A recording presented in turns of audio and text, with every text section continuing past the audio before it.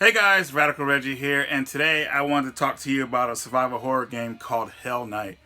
Now, Hellnight, I found out about this game. I was randomly back in sometime in 2015. I went and typed survival horror game list, and a bunch of games came up. It was actually I forgot what the site was called, but actually it showed PAL games, Japanese only games, just all kind of neat like survival horror type games.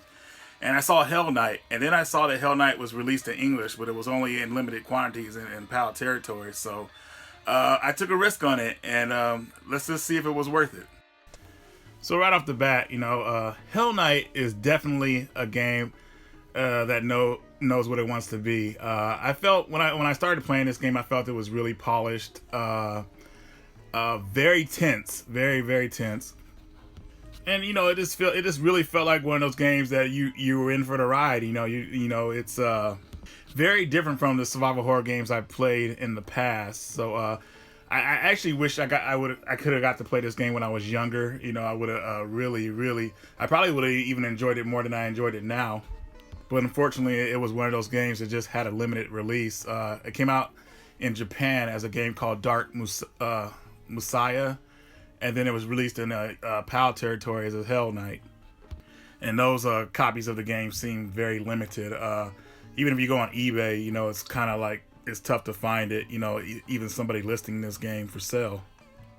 But to start off with a little bit of the story of the game, basically there's some kind of experiment happening, and a creature gets out, and this creature is going to be stalking your main character for the majority of the game. Now, when I say stalking, I do mean in the way of Nemesis and Jill Valentine. I mean, this monster is pretty relentless, and it's after you at all times. And what makes Hellnight even scarier is that it's one of those games where you can't really fight back. You have to run. And of course, not being able to fight back, that adds to the tension of the game.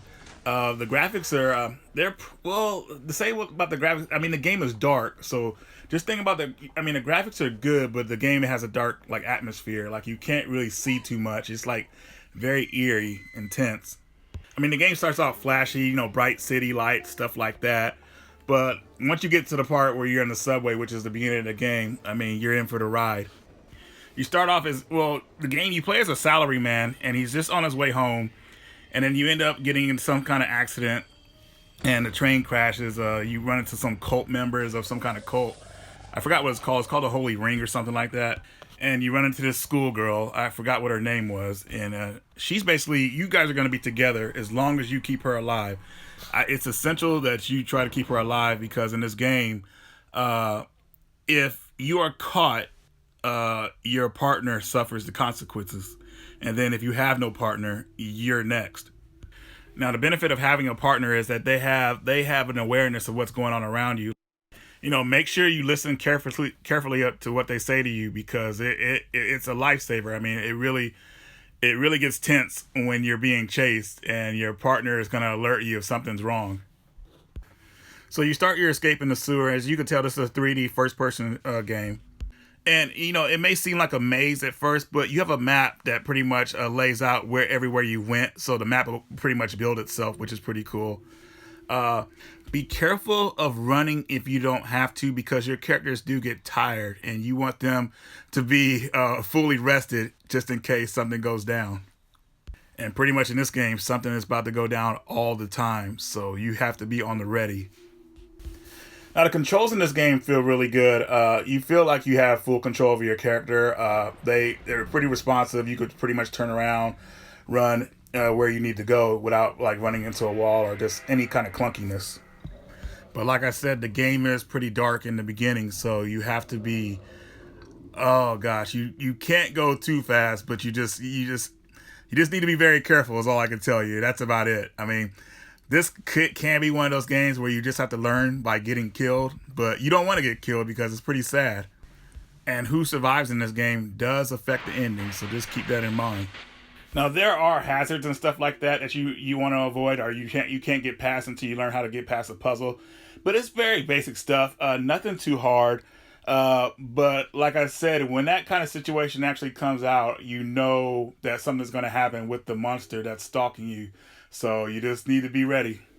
Now, as a survival horror person, this game is, very appealing to me. I was very impressed with everything, how it presented itself. Uh, like I said, I know the graphics are somewhat dark, but it just helps the environment you're in.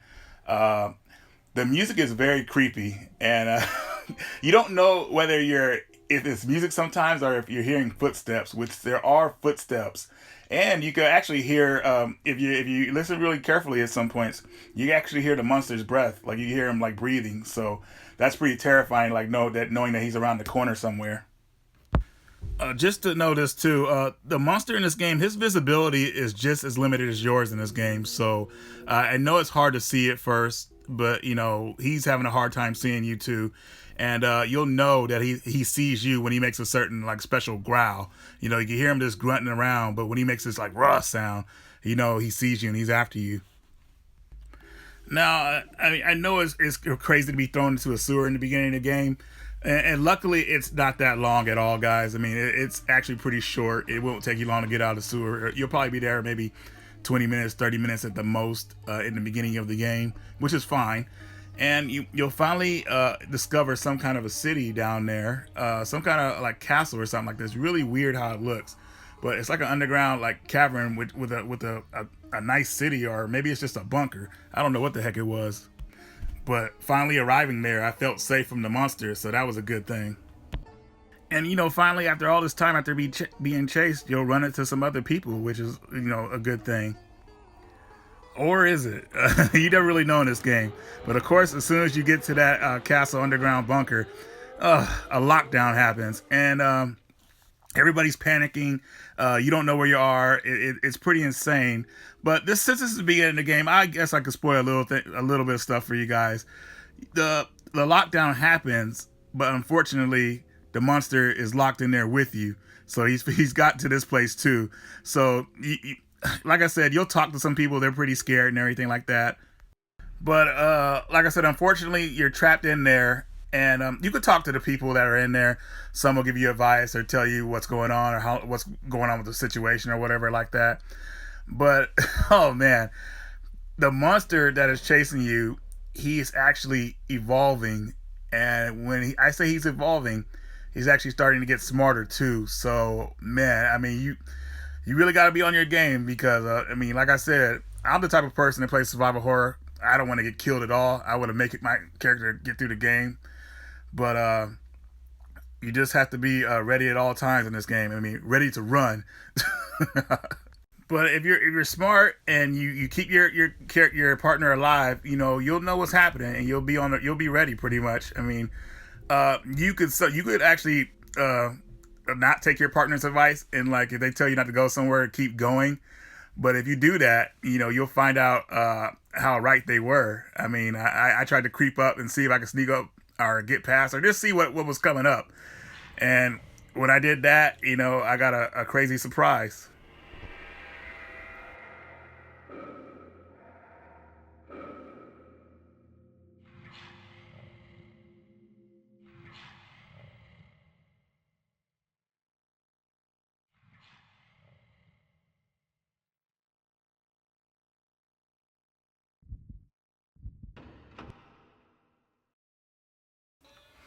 All right, guys. So that is Hellnight. Hellnight, is it worth having? Hell yeah, it is. I mean, if you could get that game, I would say go for it. But like it's tough to get. Don't ask me how to get it. Do your own research. Get on eBay, Amazon, or just talk to somebody if you have a connection in PAL territories because it's a game worth having in your collection.